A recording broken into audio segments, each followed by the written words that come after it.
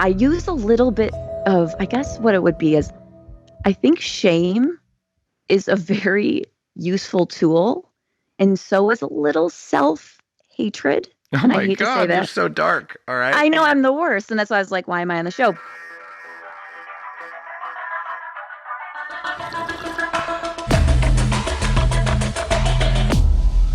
Bulletproof Radio, a state of high performance. You're listening to Bulletproof Radio with Dave Asprey. Today's cool fact of the day is that we're getting pretty close to brain zapping implants that could help you fight depression. Scientists at University of California, San Francisco implanted hundreds of tiny electrodes, about the size of a sesame seed, in the outer layer of a 44-year-old woman's brain. Then they kicked off a tiny electrical, they call it an earthquake, at different spots in her brain. And the woman didn't notice most electrical pulses, but when they targeted the brain area just behind her eyes, she said she felt calmer in her nerves. And with stimulation to that one part of the brain, other study participants sat up a little straighter and seemed a little bit more alert. And those positive mood changes that were in response to very light neural jolts brought those researchers closer to a really big goal we've had for a long time, which is a device that you can put into the brain of severely depressed people to detect a big crisis coming on and zap the brain out of it, almost like stopping a seizure. And to other scientists who have studied depression for decades, it's a big deal in neuroscience. Of the about 16.2 million US adults with severe depression, about a third of them don't respond to conventional treatments. If you've checked out my YouTube channel or the podcast I did about transcranial magnetic stuff, you'll see a picture of me. I look like a Smurf. My face is all wrapped up in this blue neoprene thing with a $250,000 giant magnet zapping my head. That also seems to work. And in that same podcast, we talked about ketamine, which is another thing. But what would happen if you actually could use technology so you didn't need drugs and you didn't have to have a 10-ton, $250,000 magnet strapped to your head? Because it's hard to walk. Actually, you can't move when you're doing that. So what scientists have figured out is using tech, not drugs, that there are some key features of depressed brains. There's certain types of brain waves in specific locations, like that one behind and slightly above your eyes. And other researchers are looking at how do you correct that faulty brain activity. Certainly neurofeedback is part of it. You've heard of my 40 Years of Zen program, which is doing really well. We don't treat depression there, but we look at a depressed brain. You can see what it looks like.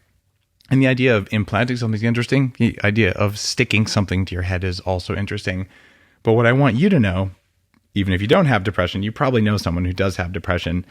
It's a big deal. And sometimes medications can absolutely save people's lives. And other times there's lots of other things to do with it, but it's something that affects the fabric of society. It's a big deal. And the idea that we can hack that makes me pretty happy. You might have been wondering, gee, I wonder if Dave's going to talk about depression. And that's because I have now actually earned a PhD in the art of foreshadowing. If you've been listening to the show for a while, you definitely know about that. And we are going to talk about depression, but we're also going to talk about humor and how the two come together. Because today's guest is a really interesting woman. She's hard to pin down. Like, well, what do you actually do? And the answer is lots of cool stuff. She's a comedian, a writer, a podcaster, does stand-up comedy at live shows on TV, and she's written for Comedy Central and the Adam Carolla Show. She co-hosted Loveline with Dr. Drew and Mike, as well as co-hosted the Adam Carolla Show. And she co-hosts the Ask Women podcast, where she's willing to talk about pretty much anything you can think about, bedroom or not. So we will talk about things that are funny and probably sexy. And we're also going to talk about living with clinical depression, because you probably didn't know that Kristen Carney has clinical depression, as well as doing all that other fun stuff. Kristen, welcome to the show. Hey, thanks for having me. I really feel just so alive by that intro. I actually don't realize that I do all those things because my brain is always weighed down by depression. So that actually was flattering to hear that I do all those things. I'm like, oh, that's kind of cool. Do you have imposter syndrome? I definitely do. So even though you're doing, those are some serious credentials I just read out. Those are, dare I call them game changer level things, but okay, Adam Carolla is kind of a badass. Dr. Drew is kind of a badass. I've been on both of their shows, and good human beings, but also hundreds of millions of eyeballs, causing positive change in the world, creating joy and things like that. And you're like, yeah, I kind of write for those guys, whatever. Yeah. What does the voice in your head tell you? Like the depressed voice in your head tell you? Well, ever since I was a kid, everything has been not just glass half empty, it's glass totally empty.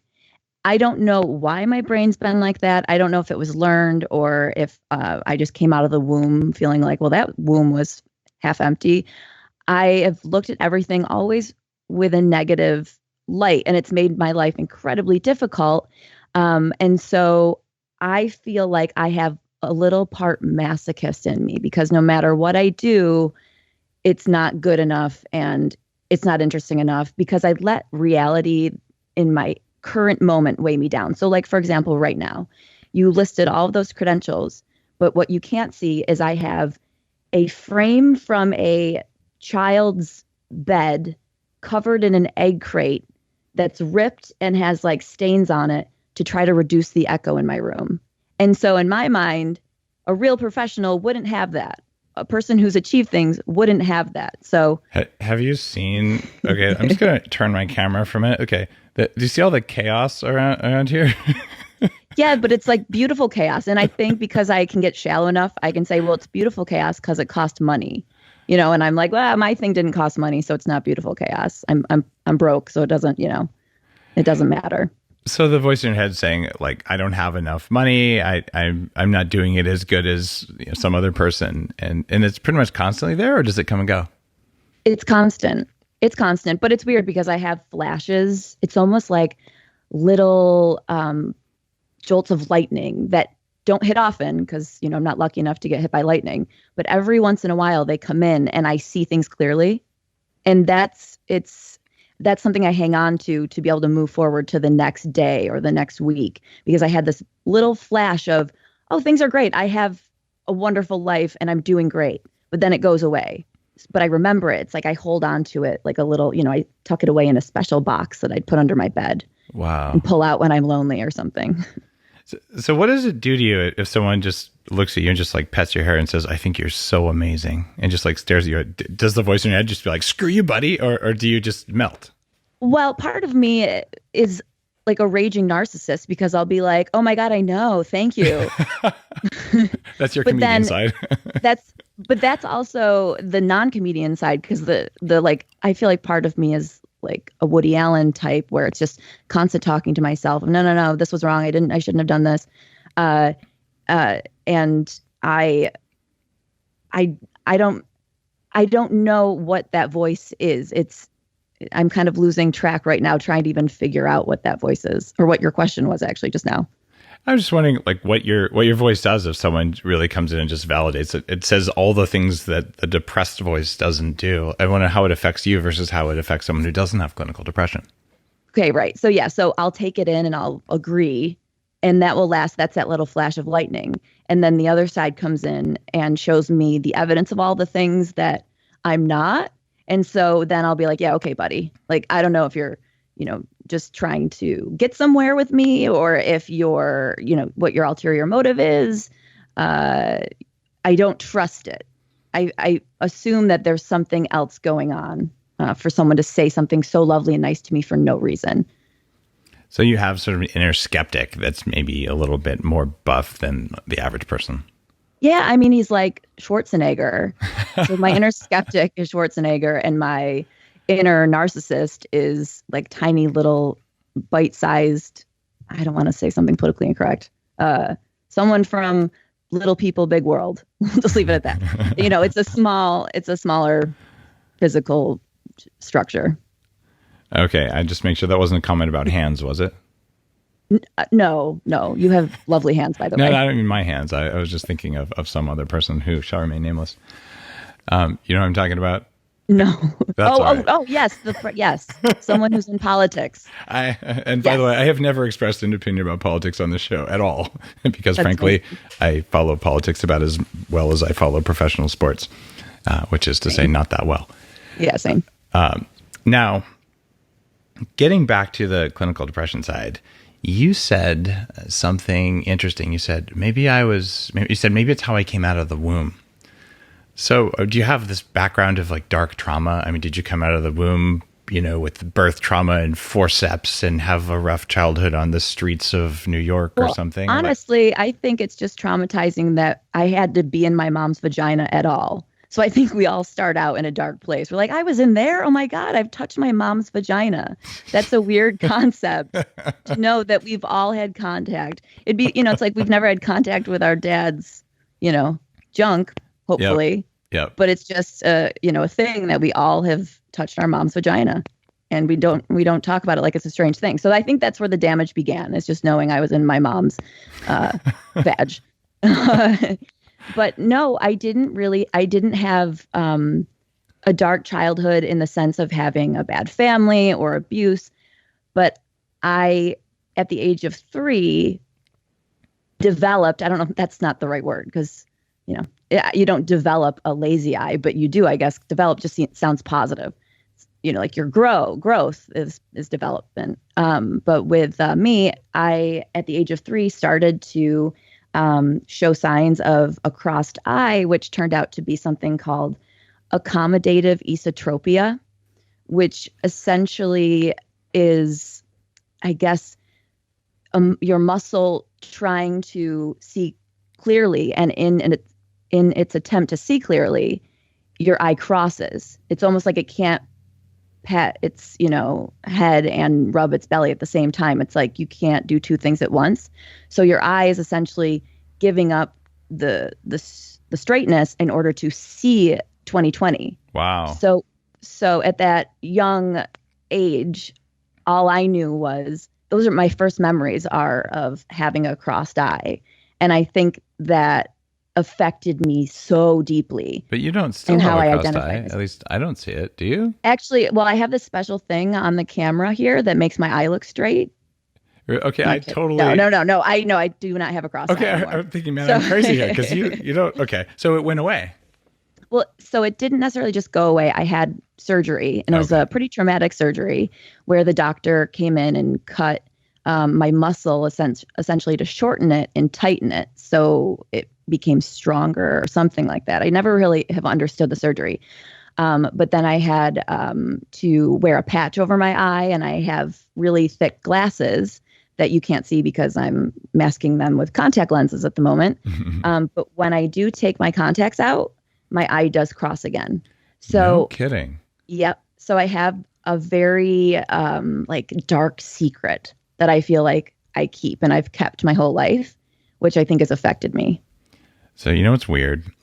It's actually making me laugh because one of the things that helped me figure out the psychology side of why I did all sorts of stupid stuff when I was younger is that I met this lady when I was 30, and she looked at me. She goes, "Tell me about your birth," and I'm like, hospitals, vaginas, don't really know. That's kind of a weird question.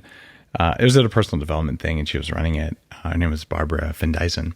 And it turns out I'd been born with the umbilical cord wrapped around my neck, which didn't cut off oxygen, but there's birth trauma, and you come into the world thinking everyone's out to get me, and the world's a bad place and there's something trying to kill you.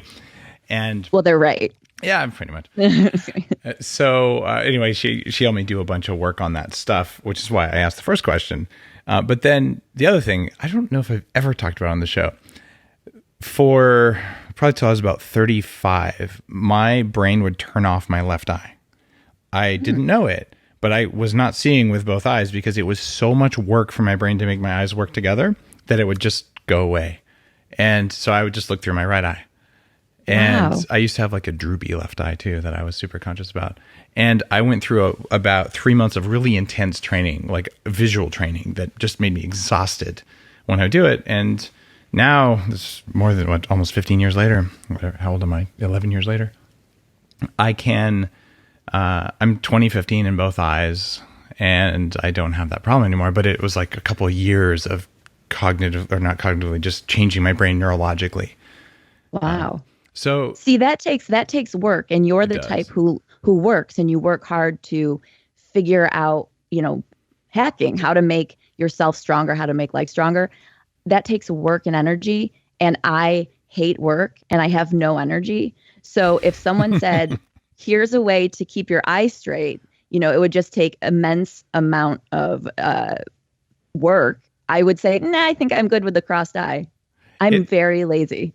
Okay. So there's strategic laziness here, Kristen. And the question is, if you're truly lazy, avoiding the annoyance and pain of having something can be as big of a motivator. I think I'm the laziest person on the planet, right? I just don't like to do stuff. So if I can automate it or I can spend less time or energy doing it, I'll take that path because I'm super lazy. And that does free up time to do something that I wanted to do. The problem is that. You're a motivated, lazy person. And that makes total sense. I'm like a lazy person. I'm the real deal. You wouldn't have street cred amongst my types. All right. Well, so is that what you're calling laziness? Although I'm kind of looking back to what we talked about here. I'm like, let's see. You have all these professional gigs like, oh yeah, Loveline, I'm a stand-up comedian, total loser me. I'm like, this does not match, right? So your self-professed laziness that is not borne out in your career, is that because of your clinical depression or is it from something else?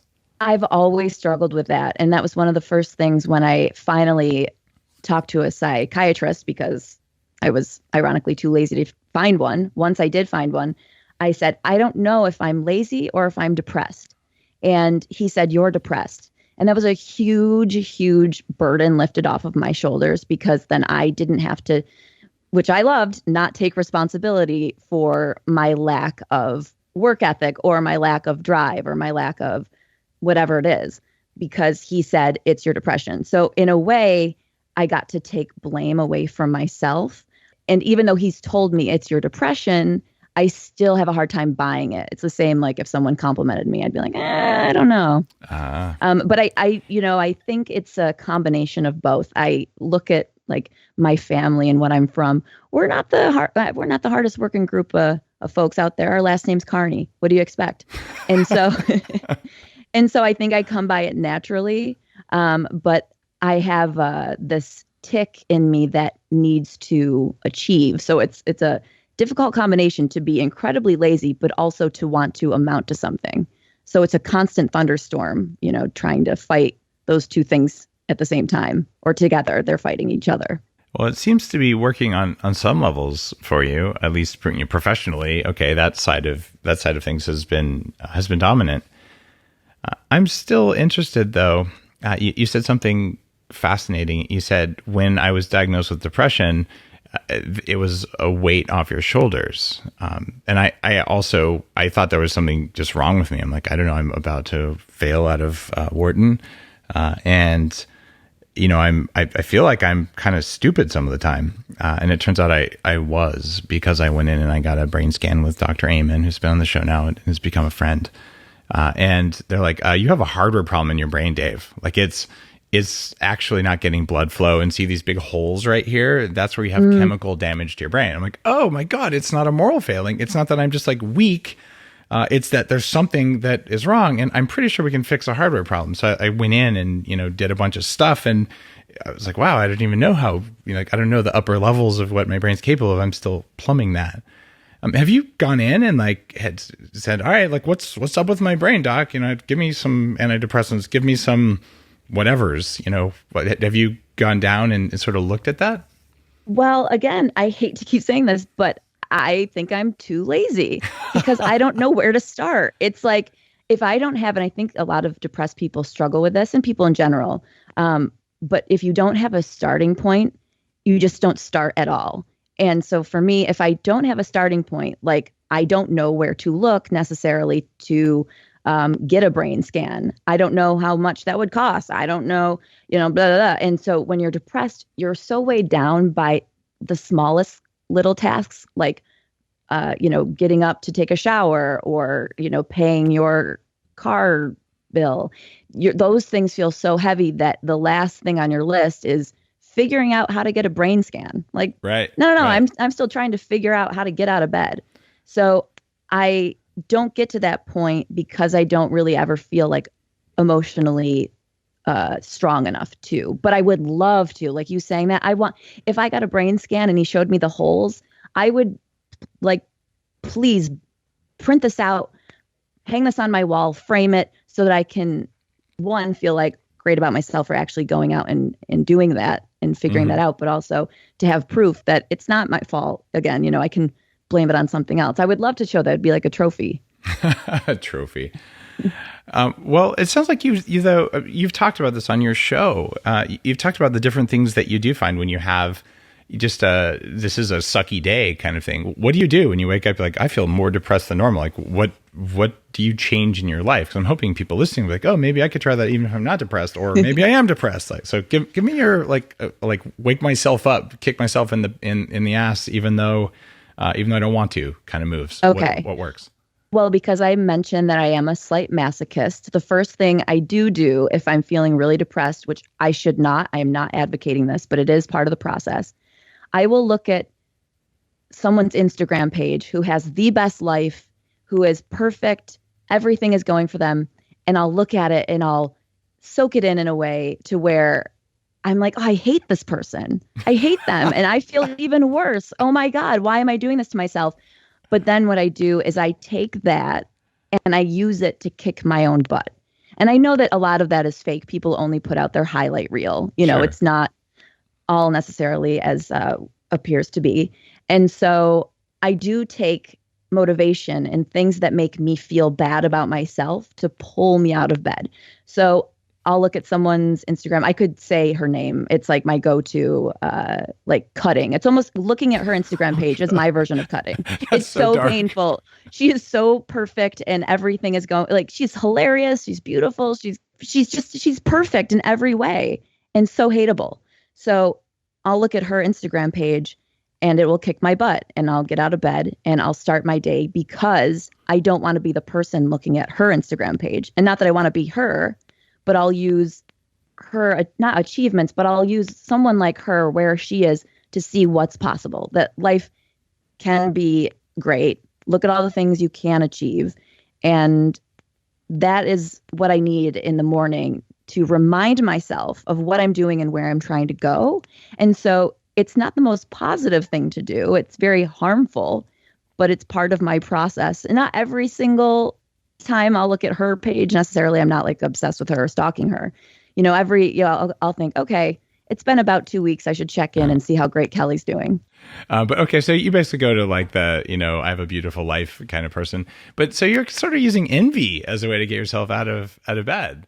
Yeah, but not like, I don't want to make it sound necessarily like envy, like one of the 7 deadly sins. It's not that. It's not that I'm desiring someone else's life. It's that I use a little bit of, I guess what it would be is, I think shame is a very useful tool. And so is a little self-hatred. Oh and my I hate God, to say that. you're so dark. All right. I know I'm the worst. And that's why I was like, why am I on the show? But I think those things are necessary things to propel you forward. And so if I have a little shame, it propels me to get better and to move forward. So I'll feel shame of looking at her page, but then it propels me to not be that person in bed looking at her page. And I'm making it sound like I look at it way more often than I do. That's really such a small You said part once of the every puzzle, 2 weeks. Okay. That's not too bad. Like, right. So it's like it's almost like a little check-in with what you could be doing kind of thing to just remind yourself, because I tend to like to gravitate toward people who are really easygoing, not super driven, kind of lackadaisical, funny.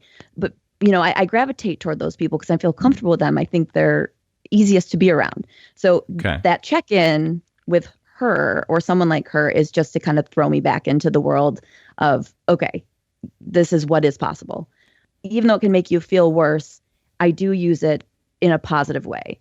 And then what I talked to one of your producers about is headstands. I do a crazy amount of headstands, which is incredibly therapeutic. And when I talked to your producer, I actually didn't really understand the biology of why it was so therapeutic. I could guess, But then once we got off the phone, I ended up looking it up and reading more about it and understanding a little bit more about what goes on in the brain. So my morning routine usually begins with a headstand. And that is only because I can't begin it with coffee because I have a sensitivity to coffee. Otherwise, I would be addicted to Bulletproof and just drink it nonstop. And I would be like, screw headstands. I can get this in a yummy cup. You're telling me that you're a writer for Comedy Central and you don't drink coffee? Well, not all. That sounds like BS. I mean, come on. Well, I don't currently write for them, so. Oh, okay, got it. So that's why you quit the coffee. When you quit the coffee, you and like they'll throw you out of the writer's room. Yes, yeah. Well, they throw you out of the writer's room if you start doing headstands. It's like, all right, weirdo, get out of here. Well, the headstands, I think, are a fantastic idea. And assuming that you don't have an aneurysm or something like that, probably anyone with depression could benefit from just being upside down, even if it's on a tilt table. Because, hey, what would happen if you had more blood in your head? Your brain might work better. It can make a big difference. Right. Well, someone pointed that out to me about the aneurysm thing. I had posted online. I started doing headstands and was really excited about it, very proud of myself. I could never do one before. I never knew I could do a headstand. And so, of course, someone wrote to me and said, you could get an aneurysm, or you could, there's a story of someone having, I don't know if it was a stroke or something because they did too many headstands. And then, of course, I was torn between, should I take the risk or, is this so silly? It's 1 in a billion people will have that happen to them. So I ignored the danger, not that there's danger, because I'm not a very brave person. I would never skydive or anything like that. So for me, this is my version of skydiving every morning. Well, I think given the number of people who do headstands and go upside down and the number of deaths, it's one of the things like sharks. Sharks kill 7 people a year and mosquitoes kill 750,000 people a year. But how many of us are? No, do they really? Totally. Oh my God. Well, so, I mean, if you want something to be scared of, I know where to send my enemies. Yeah, exactly. I just go to a tropical region without malaria medication. But it's one of those things where we have these cognitive biases. So I truly believe that for people who do not know that they have a high risk of aneurysm, as in it's in your family or you've had an MRI, doing headstands is probably pretty darn safe. In the overall scheme of things that you could do, it's probably as safe as driving. Yeah, and I'm like, if I go that way, at least I went out doing something I love. I don't know. I never thought I'd say I love headstands, but yeah. And you say you're sensitive to coffee. Now, you've tried actual Bulletproof coffee. Like you can, because I gave up all coffee for 5 years because I was sensitive to it until I hacked the bean production process. And I'm like, okay, I can do it. So you've done my beans? I have not done your beans. Oh my God. I'm sending you some of my beans. They're tested for these mold toxins that make me tweak, and they make a lot of people tweak. So we stopped fermentation in the creation of the coffee beans. Interesting. So my sensitivity developed before I heard of Bulletproof. But once I saw Bulletproof, I was like, oh man, I would have loved that. But it was like, it was back in the day when I realized I had the sensitivity. I'm going to send you some cold brew. It's already made. You don't have to have a coffee maker because you probably don't have one, so you don't drink coffee. I'll just send that to you. And if you drink it and you're like, I feel like a great golden goddess, and I didn't get coffee sensitivity, I'm going to tell you, it wasn't caffeine, it wasn't coffee, it was the other crap that grows on coffee. Oh, I'm excited. All right, I'm gonna like double your writing performance. Cool. Yeah, this will be a really good experiment. However, if I get a horrific migraine and end up vomiting, I'm sending you video of that and making you suffer nice. I'll be like, with me. Bring it on. It's your fault. But see, now you sound sadistic, not masochistic. I'm all confused. I don't know. You're a switch. I see how it is. Yeah. All right. So you've actually hosted the Playboy podcast, and you offer dating help, and you have your Ask Women podcast and all that stuff. So like 3 or 4 times now, you've said you're a masochist. Now, is this just like you joking around, or is this like your dating life that you're talking about? No, well, I mean, emotionally, I'm a masochist in my dating life. Physically, I'm not. I'm very boring, and men, they don't get what they're expecting with me. But it's interesting that I have even gone toward the dating relationship space, because my whole life I was never interested in dating. I could have cared less about making out with boys when I was younger. I didn't ever imagine my wedding. I wasn't sexual. How I ended up getting into this was I was doing some videos for the website called askmen.com. And through Ask Men, we did a women call or a video called Ask Women, where it was asking women questions. And through that, I met my co-host of my podcast, Marnie Kinrys, who is a relationship expert.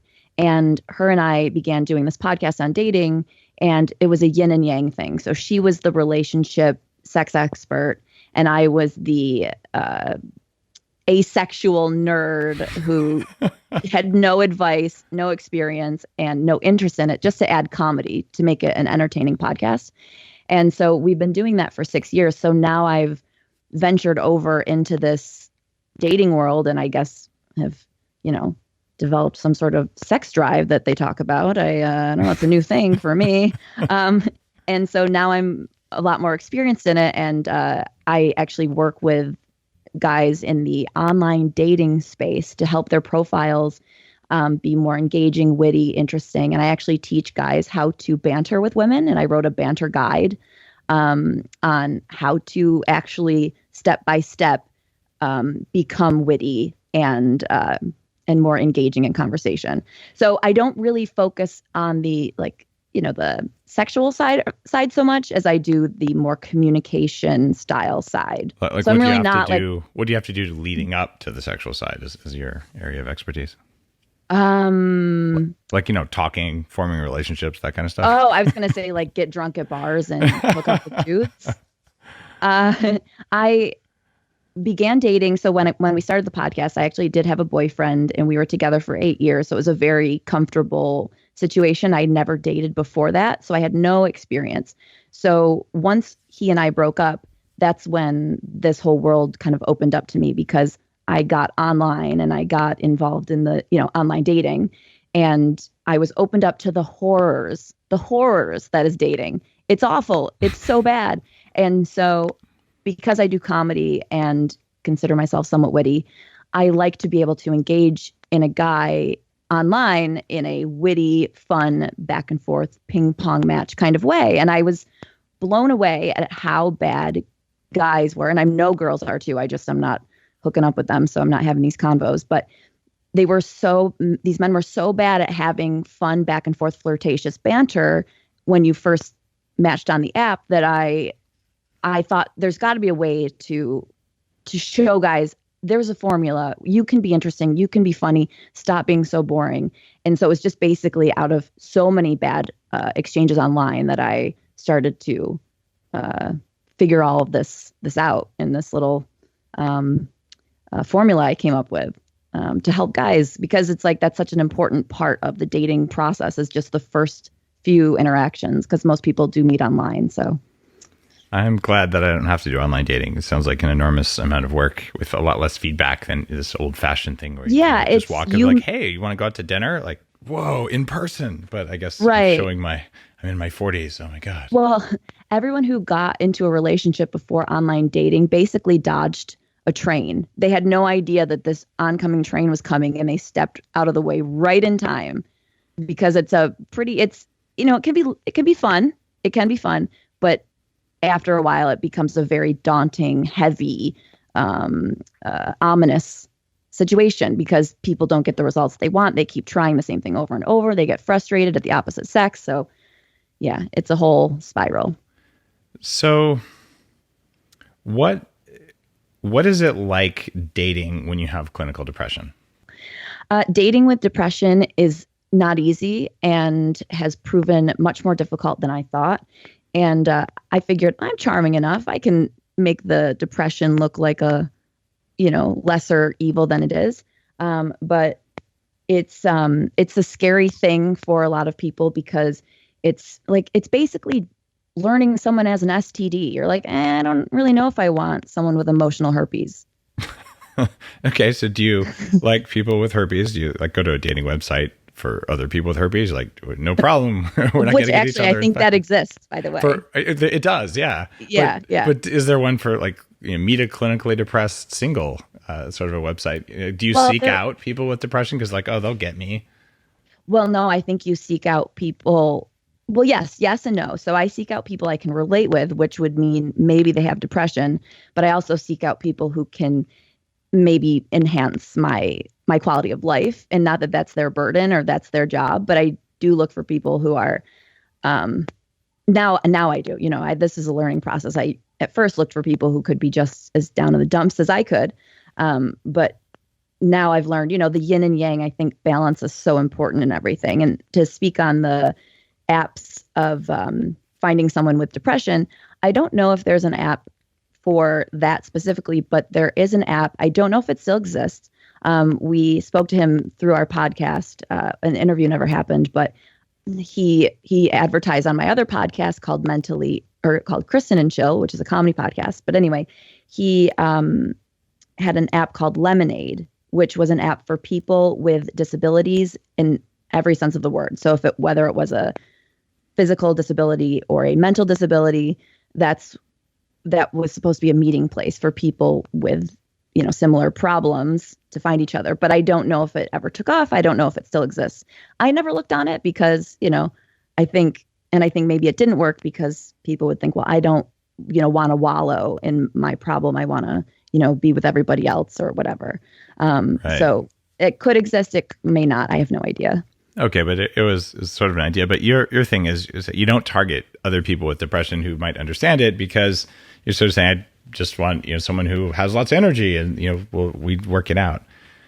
Okay, at what date do you tell someone, oh yeah, by the way, I have depression? Like, is that like a date number 2? Is that after you've sealed the deal?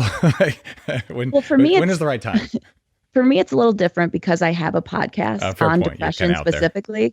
Yeah. So I can't really give them like hey, by the way, so they pretty much already know. So I'm lucky in that sense. I just sometimes say, maybe you don't want to listen to the podcast first. Like, it exists, but maybe just avoid it, get to know me 2-3 months, then you can delve into the podcast. But I think for people who are dating, and don't have a podcast to be able to advertise that they're depressed, I think the best time is probably 2 or 3 dates in, when you're enjoying someone's company and you don't ever position it in a negative light. Even though obviously you hear depression, you're immediately going to think this is a negative scenario, but you phrase it in a way that's positive. So you say, I've struggled with depression for a long time, but I've been working my butt off to get it to a better place. And I'm feeling really hopeful because I've, found this and this that works, and I'm in a great routine. And so I'm always getting better with it or something. And even though, if that's not the case and you're struggling deeply, deeply with depression and you're not getting better with it, I think still phrasing it in a way of there's hope for me though, is what you want to do. You never want to, it's almost like if you go into a date, and you have kids and they didn't know that. I don't know why they wouldn't know that. Maybe if they dated me, I would definitely hide my kids. They'd not be on my social media. I'd be, get out of here. But if they were to go on a date with someone and they didn't tell them they had kids yet, you would never phrase it in a way of, oh, I've got 3 kids. They're exhausting. I'm exhausted. You would phrase it as, I've got these 3 amazing spawns of myself that, are even better than I am, and they're hilarious. And, you always want to put it in a positive light, even if you think it might be a negative thing. Okay. Got it. So you dress it up a little bit. Okay. Yeah. Dress it up, put some lipstick on, but and I hate to be advocating for being disingenuous. I'm not trying to say be disingenuous, because it's, putting makeup on a woman. It's what we do. A lot of women like to wear makeup. When we take the makeup off, it's a little like, ooh, whoa. So I'm not trying to, spin it positive when it's not, but to actually find the positive in it. Look, dating is disingenuous. Like there are guys, okay, I better do a few push-ups for this date so I look good, and I'm going to wear the right shirt or whatever else, and hey, I'm going to shower. Like no one shows up for their date in their worst possible self. So there's always packaging and marketing involved with dating, and I don't think anyone would argue. My theory, though, is that if we did show up in our worst possible, we would find someone so much quicker, and it would be so much easier. Because it's like the, Marilyn Monroe thing. Like, if you don't love me at my worst, you can't love me at my best, or something, whatever that is. But if someone met me without, like, if I was not dressed up, I had no makeup on, and we met at the grocery store, I looked like shit, I hadn't showered, and he was into me, would be so amazing once I actually did get ready and look good. He'd be like, "Whoa, my God, I found like this rare diamond." His expectations would go. Set expectations low at first. All right. Yes, basically put the bar low. Okay. And then you can go high. All right. So you're having a bad day. You're depressed. Now, does getting some fix that? No. So orgasms don't do anything for depression, or can you just not have them? You can't really have them if it's your medication. So okay, I don't have many because of my medication. But the orgasm, like quote unquote orgasm, would be, someone I'm dating validating me in a way or making me feel lovely. Yeah, that would be like my little orgasm of I'm talking about like an actual orgasm, the kind you measure with EEGs on your head. Right. They have like a little thing that they can put in that measures pressure sensations, and like you can quantify an orgasm to be like, did it happen or was it just like something you were thinking about? Does a real one with oxytocin and all that, does that raise you up or no?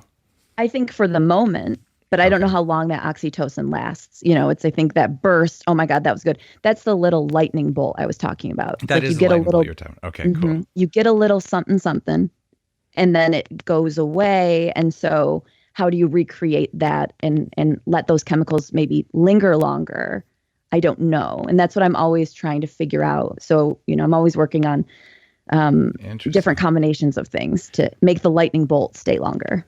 Okay, you have to listen to the interview with Dr. Paul Zak, also known as Dr. Love, but not Loveline. He's the guy who sort of popularized oxytocin. He spoke at one of the Bulletproof conferences. Mm-hmm. And I first met him, and he just hugged me. And I was at this weird dinner thing with John Levy where you're not allowed to say who you are or what you do until after dinner. So you're all making dinner together with all these people who do stuff. But oh, wait, can I interrupt you? Yeah. The fault in that is no one who's not doing well will go to that. So everyone's going to be doing well. Yeah. Yeah. They wouldn't surprise like, I'm a garbage man. Right. It's like invitation only, but you just have no idea. Apparently there were some famous people there. I didn't really recognize very many famous people. But I did call that one of them was an actress. I'm like, because you're really short, therefore you must be an actress because all the actresses are really short because they look bigger on film. Other than that, I have no idea. But Paul Zak was there. And he has a video that I ended up playing at the conference. 90% of people who watch this 1 minute video have a huge rise in oxytocin. Just from this, it's like a video of a kid with disabilities who's getting attention and love and things like that. And like, whoa. So you play it and you can see the whole audience of thousands of people are just sort of sitting there like, my heart is open. I feel so good. But you would love that because he talks about like what a hug will do for oxytocin. So if it's oxytocin that's making you not depressed, hey, that's kind of interesting. But I'm sort of looking for your hacks. And right now we know you don't do coffee, but I'm about to fix that. We know that you do headstands. Do you like avoid French fries or eat extra cheesecake, or do you have any sort of nutritional things that help with your depression?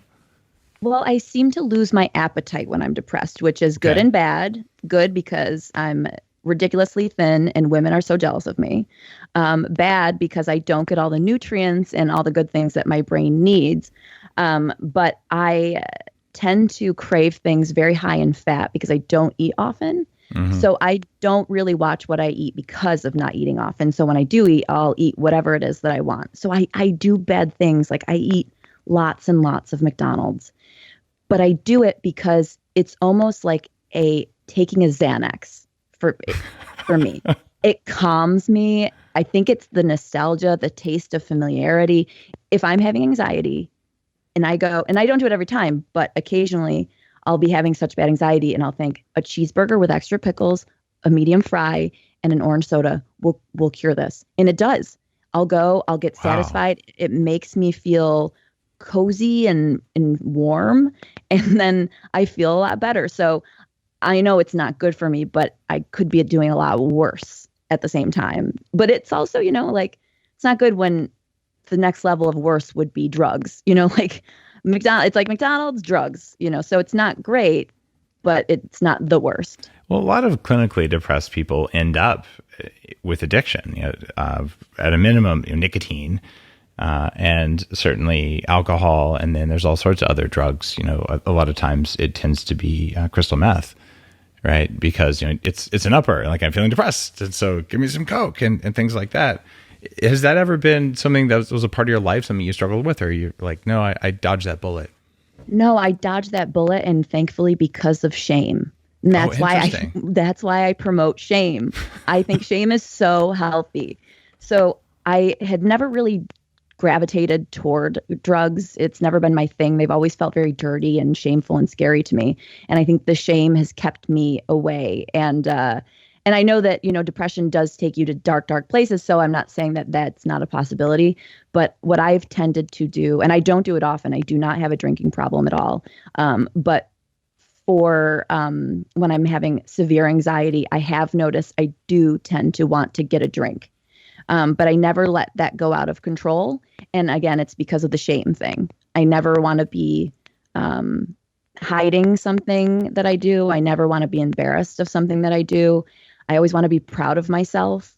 So I try to keep those as constant in my life, the level of, of integrity and things like that, so that I don't go to those darker places. And it's really hard not to, but shame keeps me healthy. It really does. Wow. That is that. I'm trying to think of the right word for that. I think that's pretty fucked up. That's probably the right word. This whole interview is, and I apologize.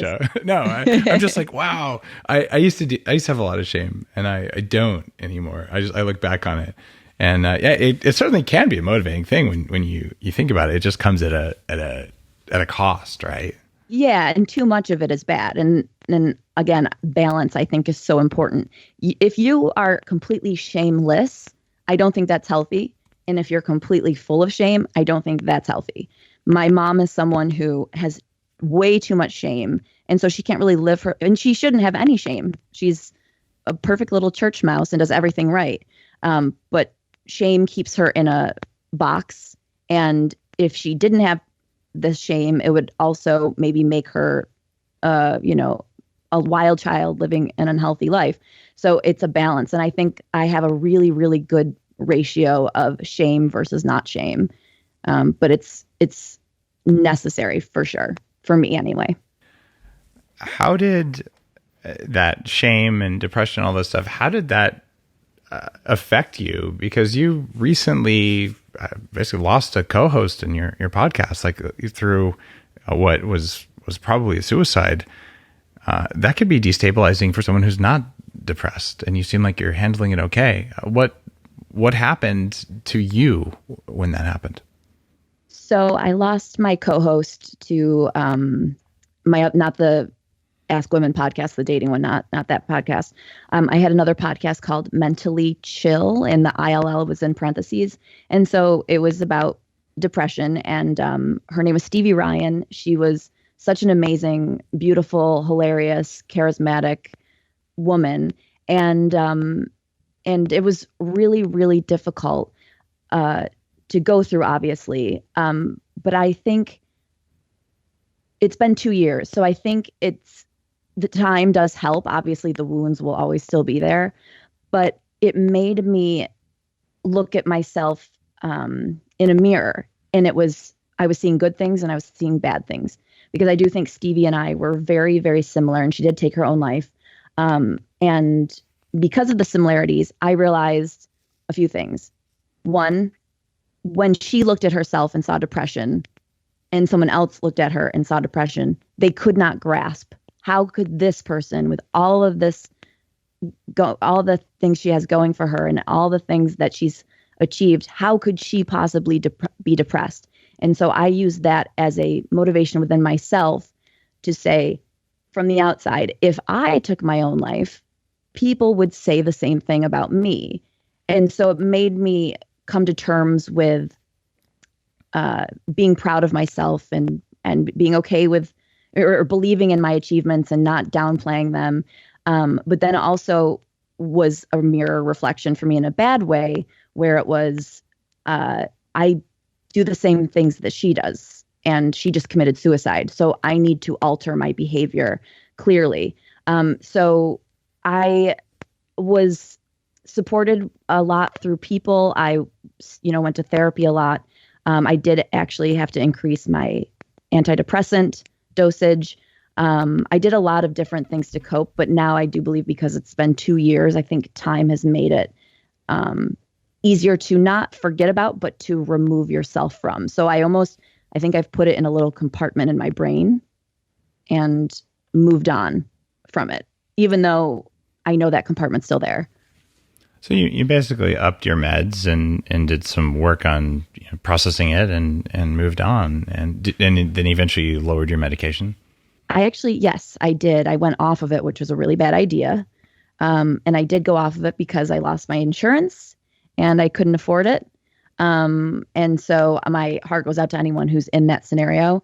But that was a bad idea. Bad idea. I'd go into the credit card debt versus the depression. So I did go back on my medication, and I'm actually back at the same dose that I was at the time when I increased it. Okay. Yeah, it's sad how the U.S. has changed the way we support people with mental illness. Whether getting all the way into the homeless thing, it's one of those things where it shouldn't be an economic burden, because it's in all of our interests to have people, our depressed people, functioning well in society versus struggling. It doesn't make sense to me. Yeah, it makes even the grocery store more pleasant. Yeah, exactly. One of my goals with Bulletproof is, I want a world full of people with more kindness. And it turns out being well fed is one of the easiest things that'll make that happen. But not being depressed when we know what's going on and we know what'll make you better. I think we should help people with that. Now, being a comedian, I've had JP Sears and Kyle Cease are a couple of comedians who've been on the show who are friends, and they both have evolved sort of a personal development angle. And Jim Carrey is another example of someone like that, who's gone from sort of a little bit silly to a little bit more. He's still silly, but he's got a kind of a spiritual side to what he's doing now. Do you feel like you're on that sort of a path, like as you dig deeper in the roots of your depression and in your comedy and all that stuff, that you're sort of evolving as a human being, and someday you're going to have white robes and candles and stuff? Or are you just like not going in that direction? Well, I think I am going in the development self-help direction, kicking and screaming. I am digging my nails in so deep and trying so hard not to go down this path, because I've never been a self-help type of person. I've always kind of said phooey to that and been cynical. But after doing this Ask Women podcast for so many years, it is part self-help podcast. I've realized that self-help actually does work. And so I am begrudgingly becoming a more developed person, but because and I'll never, ever, ever feel like, it's the shame. I will feel shame going this direction, because as a comedian, no, you're supposed to be cynical. You're not supposed to be positive, and you're not supposed to be learning and growing. You're supposed to stay where you are. And that's where the funny comes from. So there's the battle inside for me, which sees the proof of, oh, wow, self-help things do actually really work, and they make your life a lot better.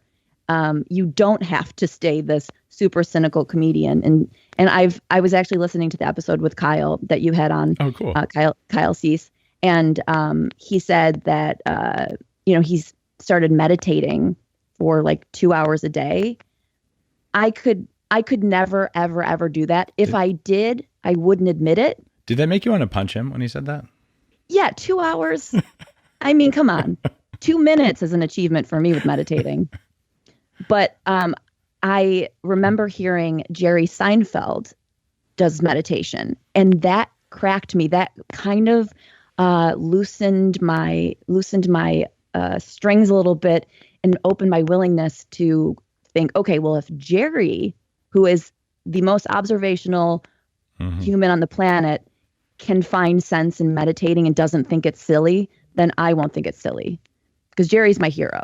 So I have not yet begun to meditate, but because he said he did it, I thought, okay, if Jerry can do it, I won't make fun of it, and maybe I could do it. So my headstands is my version of meditating. Okay, so that's a start. I get that.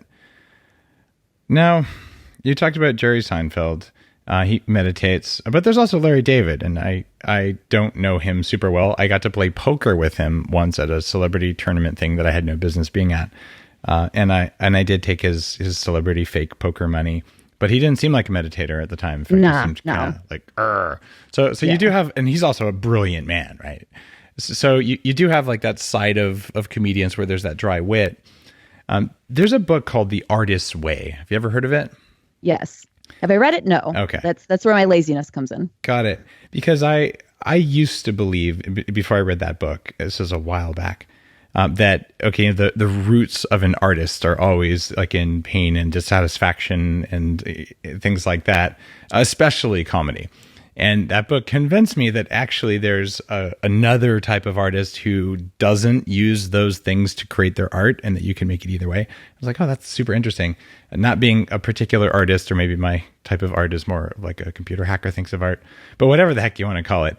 I was intrigued by that idea because it was something that was echoed by both JP and Kyle, sort of saying like, I'm on this personal development side. I still have my funny side, but the idea that you can, be funny without, putting someone down, or if you do put them down, it's not in the same way you would have done. And you can contrast that with like the sort of, Joe Rogan style, dick jokes all the time, sort of more of like the angry side of things. So there's all these different flavors of comedy and all. And I love that you bring that up, because I've struggled with the idea of, if I become happy, then I'll lose my funny. And so in a way I've thought, well, I have to stay cynical and depressed, because that's where the art comes from. That's right. How I am me. So if I get rid of that, then who am I? And I would have to strip myself down and become someone else. But I'm learning that it can still be you, just with positivity at the same time. It doesn't mean you're going to lose your perspective on things or your past or what's defined you. You'll add to it, if anything. But that's been very, very, very difficult for me to accept, because I want to believe that, no, you need to be suffering in order to produce the best of what you have to offer. Got it. So it's like, can you be funny without suffering? And I meet people who are comedians. I meet comedians that aren't depressed and haven't suffered. And I doubt, and I really kind of look at them like very suspicious, like almost like Larry David would have a stare off with someone. When they tell me they're not depressed, but they're a comedian, I really do like I don't know if I buy you. But I've learned that some people can just be funny. They don't have to be tortured souls. And it's like, wow, that's awesome. I'm very jealous. Is that your goal? And maybe I'll be there someday. Are you working on getting there? I am working on getting there. And okay. I think I'm doing pretty good. As much as I like to talk about the, shame and masochism and all that kind of stuff, that is to fuel my comedy. I'm trying to figure out how much of that is shtick versus there. I know. I think there's some realness there, though. You've still got some trauma back there behind that comedy. Oh yeah. You never get over the trauma of a crossed eye. You really don't. Yeah, it's a big deal. Yeah, when you're the kid in school with the lazy eye, and that's the thing too, is I always wondered, I wonder if I became lazy because of the association with the word lazy, because I was the kid with the lazy eye. Interesting. Mm-hmm. And yeah, there could be a really big stigma about that. I'm thinking about there's two other women in my life who had real serious eye issues, and it's a major trauma thing. I never thought of it like that, but yeah, both of them have had to do like serious, like deep level therapy kind of stuff around like the early stuff with their eye. I never thought of that. Wow. Okay. Yeah. So well, the thing is too, it's like I'm not saying you want street cred of an amputee. However, and it's not as traumatic as being an amputee, but God, you're so dark. All right. I know. But if you think about it, someone who, is missing their arm or loses their arm in a car accident, there's the recognition of that, which I wouldn't want in a million years. I'm not asking to lose an arm. I would give an arm to not lose an arm, ironically. But there's that awareness of, oh, this person has suffered with this, and maybe we should treat them in a way that is kind or more gentle. But with the crossed eye, because it's held straight by contacts, I'm not getting any of the attention I might want for like, oh, the poor thing had a crossed eye. let's, make things nice and great for her because she's had to worry about this crossed eye her whole life. So obviously they're two completely different things, but people see me and they don't see a crossed eye and they don't know why I am the way I am.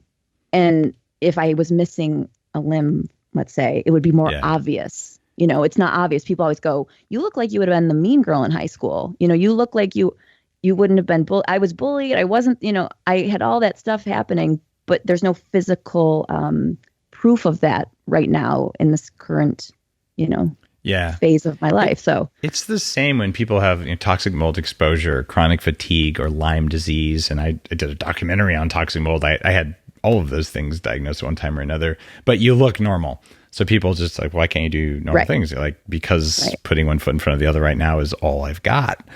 And it's, but it's invisible. And so you don't get treated that way. And I guess earlier, 16.2 million people with clinical depression, but you don't know which ones they are unless they tell you. Exactly. So, okay. Or they might be a little smelly, but nice. I'm just kidding. Now, it is hard to shower when you're depressed. I've been there. It's a lot of work to shower. I get it. Mm-hmm. The good news is that if you eat the right stuff, you don't need to shower that often anyway. And I've got my friends at AO Biome. They have this like little spray you spray on your skin, and then it's bacteria that eats all the stuff that smells bad. So apparently some people just stop showering. Yeah. Send me that with the coffee, please. There you go. Well, they're just friends, but I'm sure if they hear that, they'll probably send you some. Okay, they're good. just in the New York Times, I think today. Awesome. Now, I've got one more question for you, and I have no idea what you're going to do with this.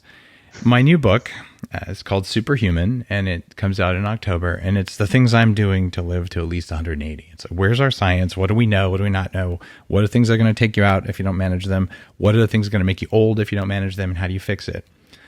And I've gotten some flack for saying, like, I'm going to make it to at least 180, right? And there's science behind that, right? And I'm totally willing to die trying. But I want to know. And you probably will. It might happen, right? And if so, I'll be like, haha, I'm not here, guys. But I'm actually, I think it's a reasonable goal. We'll put it that way. But what I want to know, as someone who is actually successful, even though you don't necessarily tell yourself that, by most people's measures of success, you're successful. And you're continuing to work on what you've got. So how long do you want to live?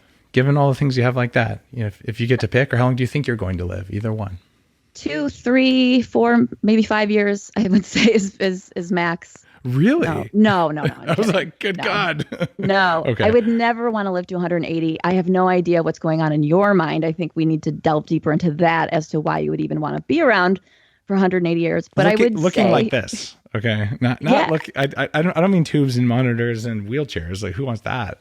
Right. Well, I mean, if I could look like this for 180 years, I definitely want to stay around. No, I would probably want to live until about 80. I'm scared to die. Death scares me for sure. I'm a coward in the true sense of the word.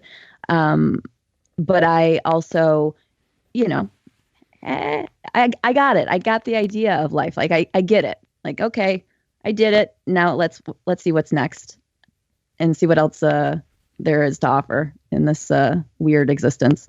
All right. So you want to see what else is out there. All right. I'm curious about that myself, but I figure I'll practice patience while I hang around and do fun stuff here. Yeah. All right. Well, if you if you do put in perspective though, 80 years versus the billions and billions that, the galaxies and planets have existed, it's nothing. So that's how I've justified not committing suicide. And that sounds really dark, but I would never, ever commit suicide ever. And that's my justification. It's like, well, I mean, even if I make it to 90, 95, it's so short in the span of what could be. So it'll go like, in a blink, it'll be over. Life is precious and rare. I it's so short. So whatever, stick it out and see what happens. I like it. Stick it out and see what happens. That's probably a good name for a podcast sometime. Yeah. All right. Your website is Kristen and Ch, and you have more podcasts than Good Sense, I would say. But Kristen and Ch is your kind of new big one, and you've got several other ones like that. And Kristen, I just want to thank you for coming on the show and just being super real about, hey, here's what's going on inside the head of someone with clinical depression, because it's out there. And if you're listening to this going, well, I'm not depressed, if you were depressed, you might not even know it unless you've been diagnosed. And if you aren't depressed, I guarantee you that if you go to work and you look around, someone there is, and it's affecting the dynamics of the org. You look in your extended family, probably someone is. You just can't spot them. So knowing a little about what it's like can be kind of useful for you, whether or not you're one of the people with it.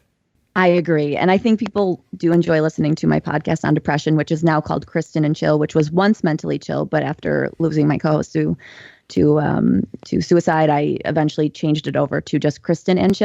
But what people really grasp or hold on to in my podcast is how real it is.